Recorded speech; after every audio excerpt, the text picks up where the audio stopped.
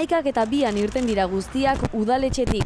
Oinez, autobusez, metroan, taxian, kotxean, norbere bizikletan eta mailegukoan 7 pertsona garraio mota ezberdinak erabiliz. Udaletxetik onaino, alondeginaino, ia 2 kilometro daude lerro zuzenean. Ikusiko dugu 7etatik nor iristen den lehen.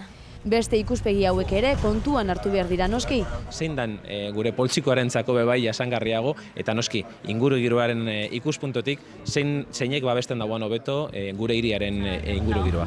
Amaikak eta 14an iritsi da lehena taxian. Komoda etorri naz. 4 euro eta 85. Minutu bat geroago iritsi da bizikleta partikularrekoa, hori bai, arazoak izan ditu. Katea apurtu ja eta bueno. Naiz eta bizikleta aparkalekuan utzi eta handik 200 metro oinez egin behar izan dituen maileguko bizikletarekin joan dena 3. iritsi da. 4. metroan joandakoa izan da. Hemen jitzen naiz, egin dautzun, eta gero oinez, 3 minutu edo 4 minutu, gutxi gora bera. Konexio aldetik nola dago? Ondo, ibile behar duzu pizkat, baina ez da inbeste, así que...